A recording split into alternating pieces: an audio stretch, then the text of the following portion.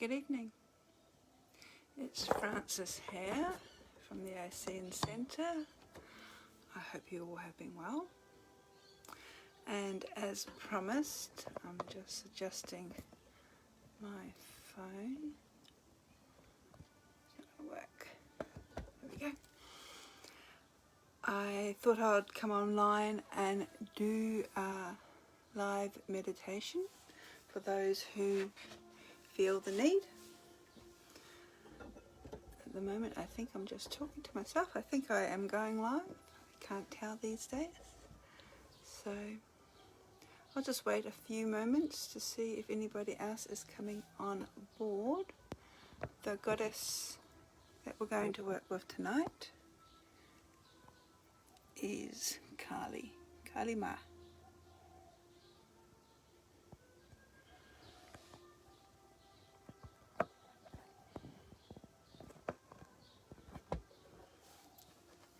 So I'll just wait a few moments before I begin.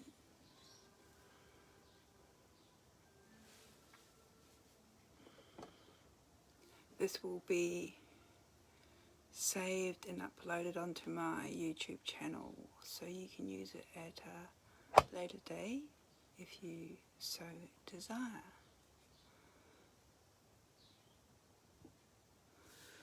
So while we're waiting, I thought I might just share a short passage about Kali from my forthcoming book, Encountering the Dark Goddess, Journey into the Shadow Realms.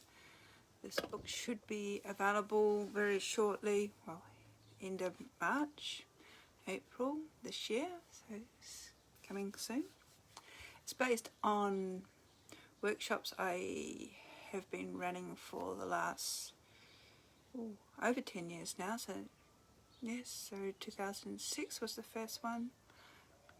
It's the same name, Encountering the Dark Goddess. It's gone through various revamps and different styles over the years, and I keep modifying it and changing it each year so everybody gets a fresh workshop. Beginning of next month, I think it's the weekend of the 5th through to the 7th, I will actually be part of an international online event where I'll be presenting on the Dark Goddess on the Sunday, and that's called WitchCon. So it's an American-based event, but there will be a number of Australian presenters, myself, and also Caroline Tully, who's based in Melbourne, highly respected magician, author, and knowledge base there. So I might just share, while we're waiting, a little reading or introduction about Kali. Starting off with a quote from Aleister Crowley, of all people, the infamous magician. There is no light, nor any motion. There is no mass, nor any sound. Still, in the lampless heart of the ocean, fasten me down and hold me drowned, within thy womb, within thy thought, where there is naught, where there is naught. Now Kali is probably one of the most mysterious and also enigmatic goddesses of the Hindu tradition. And to our Westerners, she appears mighty ferocious. And here's an image that Zoroastrianism has done of Kali. She's one of the few, if not the only, no, there's another one, goddess of the Hindu pantheon that's actually depicted having blue skin. The other is a god which is Krishna. But her blue-black skin represents the void, for she is time but beyond time. She is the creatrix of time, she rules all time, yet she is beyond its reaches, its bounds. She's very confrontational or we're feeling very confronted when we meet her. She has a skull necklace that she wears around her neck, a mala. And there's 54 skulls, and they're all smiling. The skulls represent the ego that she cuts with her scimitar, her sacred sword. In each of the skulls, there's 54 of them, and you double that, you get 108, which is the length of seeds or beads in a traditional mala. And because she controls the alphabet. Even though Ganesh wrote the alphabet, it's Kali who controls it.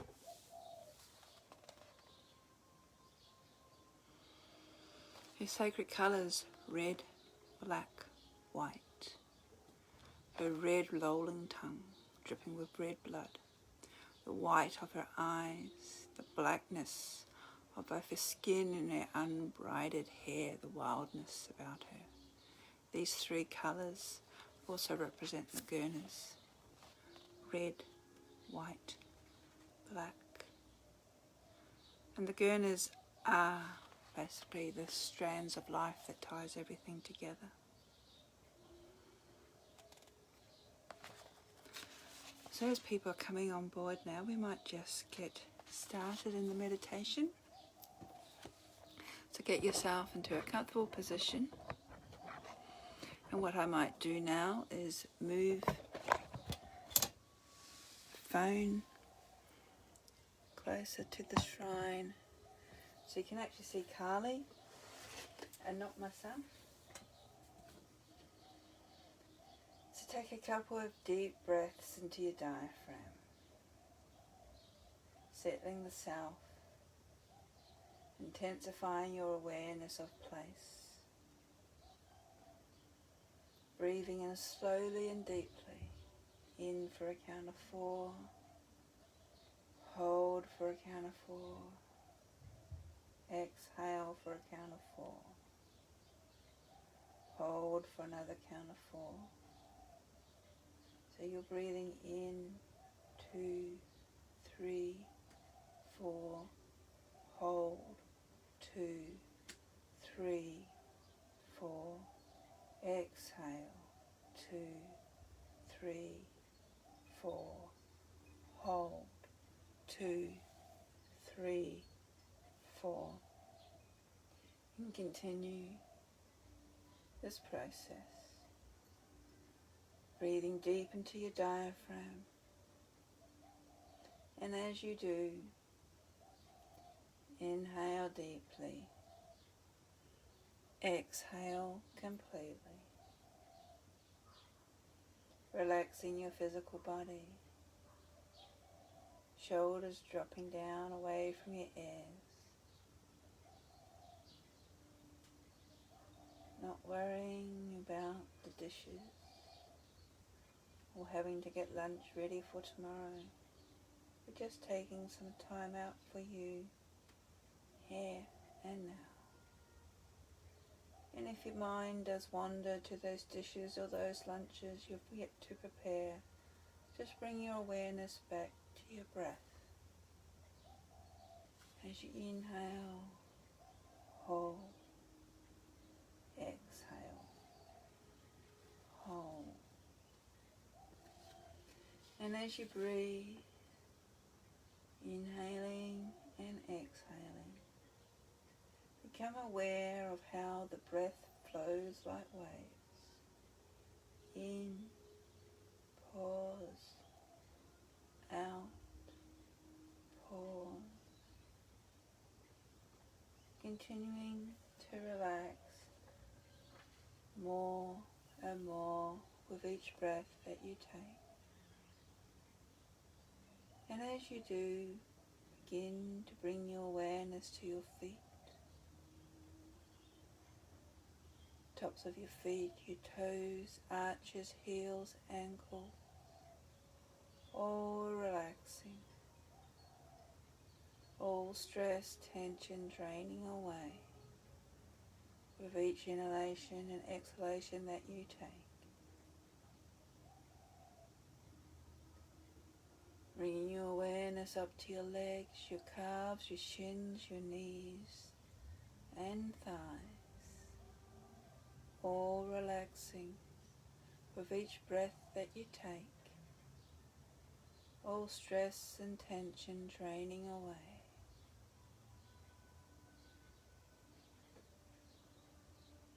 Bringing your awareness up to your pelvic girdle, your buttocks, and up your back, vertebrae by vertebrae, all relaxing with each breath that you take as you inhale and exhale, all stress, tension draining away, all relaxing.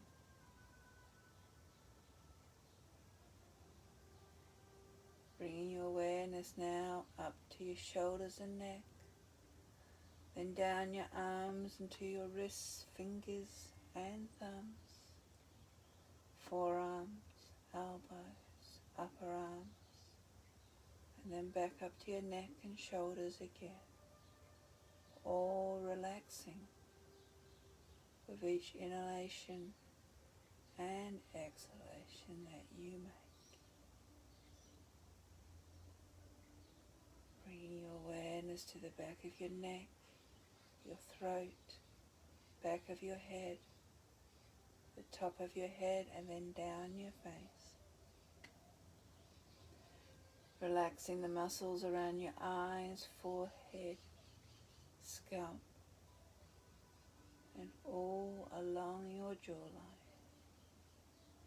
All relaxing, whole body relaxing, from the top of your head to the tips of your toes. Inhaling deeply, exhaling completely. And if your mind begins to wander, that's okay. Just continue to inhale and exhale, allowing all sounds around you to begin to disappear into the background. So the only sound that you'll hear and that will matter to you is the sound of my voice, taking you deeper and deeper into a wonderful state of relaxation.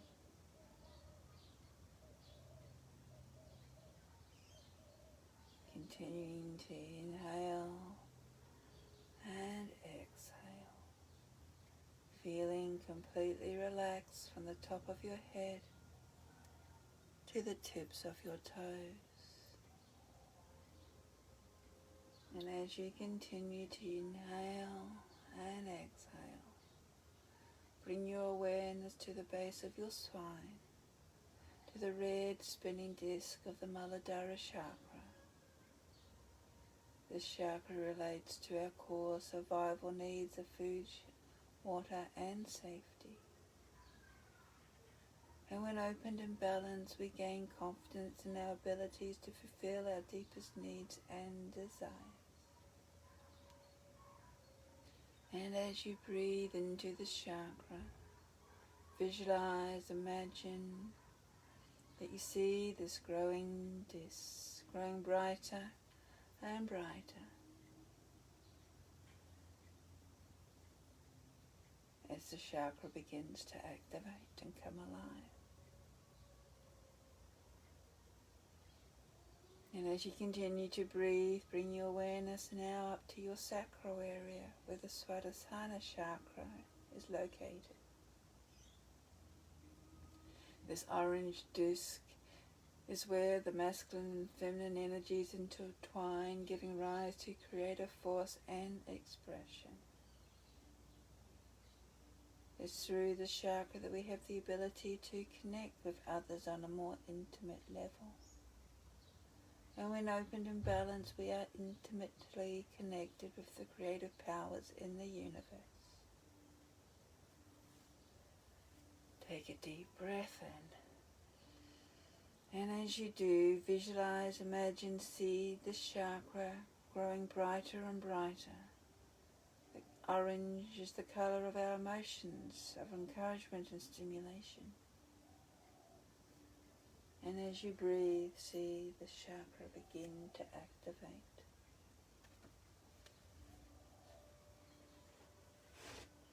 Continue to inhale and exhale. Bring your awareness now up to your solar plexus, where there is the yellow spinning disc of Manipura. The chakra represents our personal power, our inner strength and self-worth. And when opened and balanced, we feel empowered and confident in our ability to manifest our evolutional intentions in the world. And as you breathe into Manipura, the yellow spinning disc pulsates, going faster and brighter as more energy flows into it, activating it. And you continue to breathe. Moving now up to your heart center, to the green spinning disc of Anahata. This chakra relates to unconditional love, compassion, forgiveness. And it's through this chakra that we can connect with others. When opened and balanced, our lives are filled with love, peace and laughter.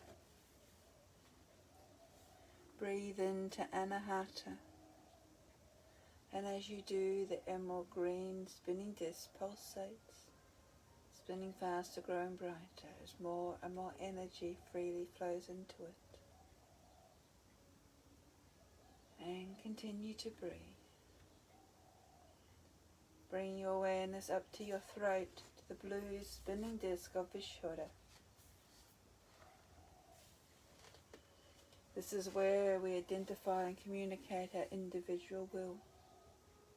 It's the center of self-expression. And when the chakra is opened and balanced, we feel comfortable speaking our truth, confident in the value of our voice being heard. Breathe into Vishuddha. And as you do, the blue begins to spin brighter and brighter as more and more energy freely flows into it. And as you continue to breathe, bringing your awareness up to the space between your eyebrows, in the middle of your forehead, the indigo inky blue spinning disc of the Ajna chakra. This is the center of our psychic or intuitive self. And when opened and balanced, the chakra allows us to see into the eye of the soul. Breathe into the Ajna chakra. And as you do, the spinning disc spins brighter and brighter. As more and more energy flows freely into it. Continue to inhale and exhale. And bringing your awareness up to the top of your head, to the purple spinning disc of the Sarasvara chakra, the seat of the 1,000-petaled lotus. This chakra connects us with the higher forces in the universe, spirit guides, guardian angels, our higher consciousness. And when opened and balanced, we feel clarity in thought and purpose as our intentions and desires are all in alignment with the cosmic will. Breathe into Sarasvara. And as you do, the purple spinning disc pulsates,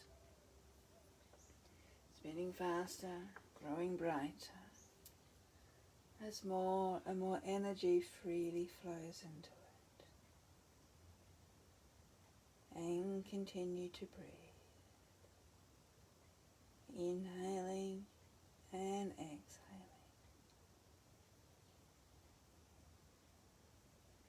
Bringing in your conscious awareness to the top of your head, into Sarasvara. enabling you to connect with divine source energy. Inhaling and exhaling. Bringing your conscious awareness now down to your third eye, to your Ajna chakra. Inhale and exhale. Bringing your conscious awareness down to Vishuddha, your throat. Inhale and exhale. Before bringing your conscious awareness down to your heart center, opening up Anahata. Inhaling and exhaling, relaxing your whole body from the top of your head to the tips of your toes. Breathing in the darkness, the nurturing darkness that will allow the seeds to rest, ready for germination deep within Mother Earth, deep below. Inhale the darkness that allows the stars to shine brightly in the cosmos above. Inhale and exhale.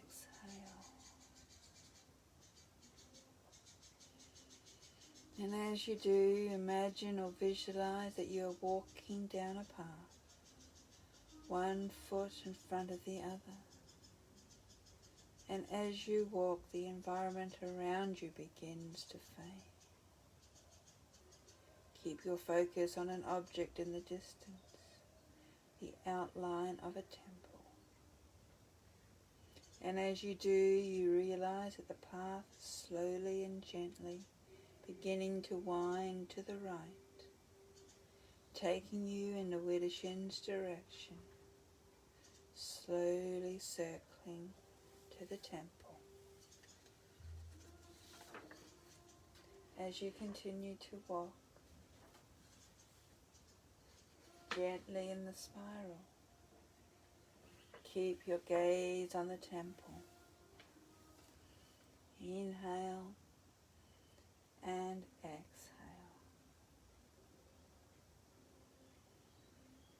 You come to a long stone wall and begin to run your fingers along it, feeling its texture.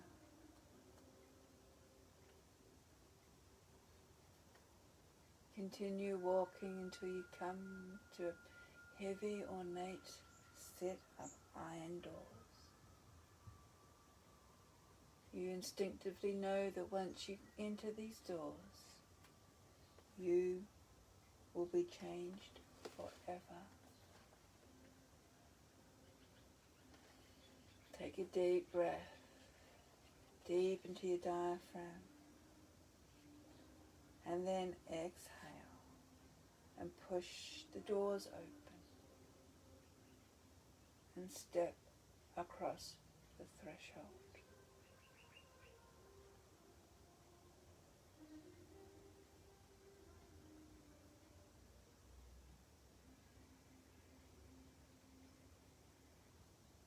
Ahead of you, you see a shrine dedicated to Kali Ma, the Hindu goddess of death and destruction. A simple altar holding an image of the goddess surrounded by red rose petals. And to the right of the image is a vase containing deep red roses. To the left, a golden chalice filled with red wine. And in front of the image is a bowl of powder, the sacred cumin powder, to mark the center of your forehead. Kneel before the altar and with your dominant hand, dip your forefinger into the bowl of powder and make a mark in the middle of your forehead. Take a rose from the vase, and as you break open the flower, you gently scatter the petals in front of the image. finally take a sip from the chalice, and as you place it back upon the altar, you savour the fruity taste upon your tongue.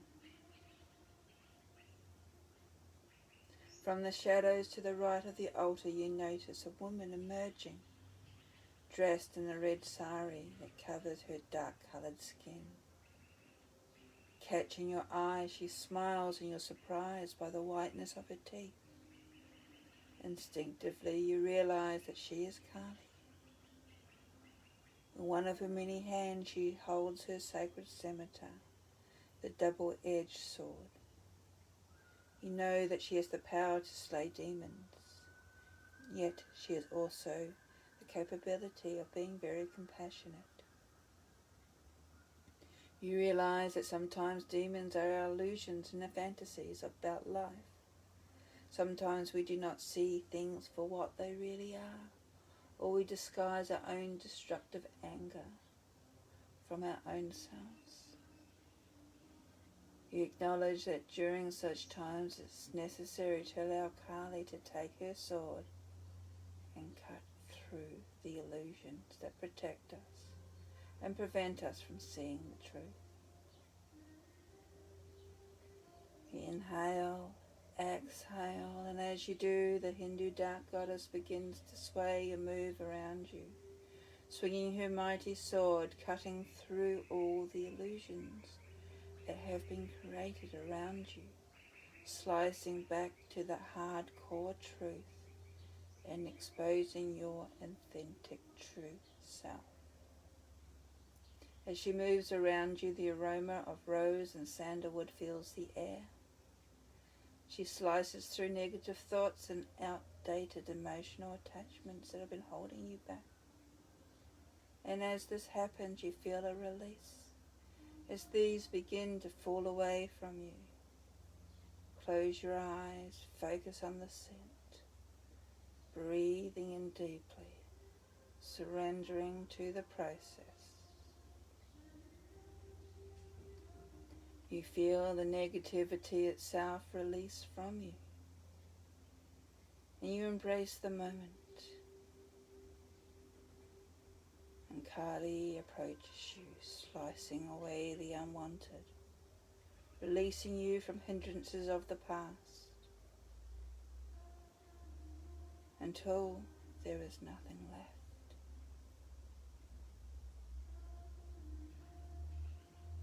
Then she anoints you with the sacred oil of rose and sandalwood, and you focus on the scent and embrace the release.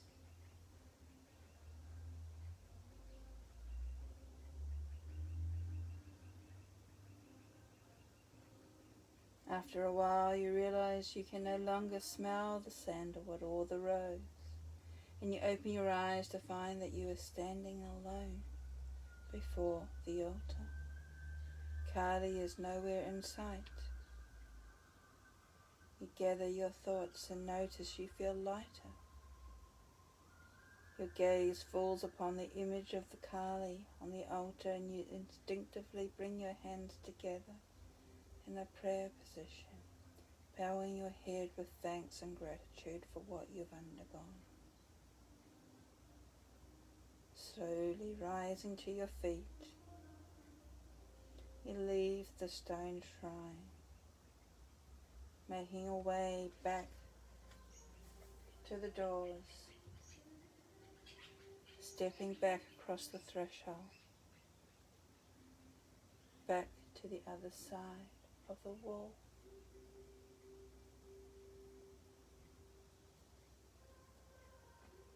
And as you continue to inhale and exhale, you begin to retrace your steps.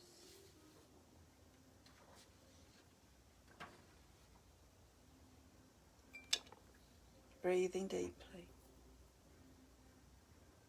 And with each exhalation that you make, beginning to come back to your physical self. Inhaling and exhaling, bringing your awareness to your extremities, to the here and now. And when you're ready, you open your eyes.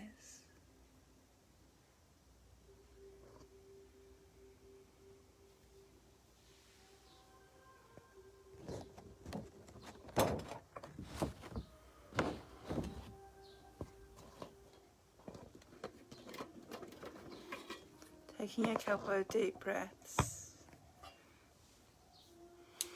Breathing deep into your diaphragm again. Just making sure that you come back to the physical self, the physical realm.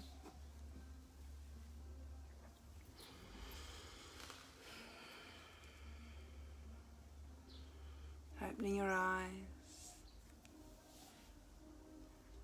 And thank you for joining me. That meditation is based on the one that is in Encountering the Dark Goddess. Kali is probably one of my favourite goddesses. There's a few. There's Isis behind me and Ishkagul up there waiting for her turn. On the 13th of March, I think it's a Saturday, I'll be commencing with a 21-day online sadhana or spiritual practice based around Kali. It's a self-paced sadhana, so basically all you need to do is sign up for it, and every day for the 21 days you will receive email instructions from me with meditations, suggestions of how to set up an altar, information about the symbolism, the different practices you can undertake, prayers, rituals, making your own mala beads, such as these that can be used with the mantras, in ways for helping you get closer into the energy of Kali. As I said, she can be very confrontational, but she's also very liberating. And I've actually called this sadhana Journey into Freedom, because that's what she does. She actually removes, as you would find in this meditation, what holds us back. All those outdated beliefs and impressions that we have, connections with people that we don't realise. She is also very grounding and extremely loving and caring for her devotees, and in a way that a sadhana is sort of a devotional practice. And if you wish to take it further, you're more than welcome to. But it also sets you up in sort of a practice of taking some time out for yourself, and the length of time that you can dedicate to the sadhana is as little or as long as you wish. I would say the minimum would be, say, 10-15 minutes to do the meditation every morning or every evening. You may then wish to recite one of the mantras, and with time the mantras can get recited quicker and quicker. The first few times it does take a little while. And the more comfortable you get, the more that you're building up this connection, this relationship with Kali. And as in the image, I've got incense in front of it, I can't pull it up, so I'll use this one instead. She is the dark mother, the terrible mother, but it's all almost like she doesn't take any shit. She is tough love, but she's very nurturing, and especially in the left-hand path traditions of Hinduism, the tantric side of things, she is very well known and very much adored. She is what I would call a living goddess, in that her practices and her worship is still very active today. And what I like about the Hindu deities is that they don't really care what your own belief systems or religious or spiritual upbringings are, or who you may worship normally. they like, if you just want to say hello to them or say prayers for them or say mantras to them, they will answer you. They're very approachable. In the Sadhana, I talk about the symbolism. There's a lot of symbolism in her images. The pictures, go back to the altar, the shrine. Let's see if you can see it. Where are we? What I have actually on the altar, the incenses, her favourite incense is the ghee lamp, flowers, and there's Shiva and his symbolism there. And these are just simple things that you can easily pick up or make yourself. If you don't have a ghee lamp, if you don't have an Indian supermarket handy, just a normal tea light is fine. They're not fussed. So that starts on the 13th. It's the 13th of March. I've changed the date. The details are on the website and also on the Facebook page as well. So that's a little meditation I thought I'd do in relation to Kali. You can play it back. I'll record it and save it onto the YouTube channel so you can listen to it again if you wish. And yes, sharing the experiences. And thank you for watching. So, namaste. And have a safe rest of the week. Blessings.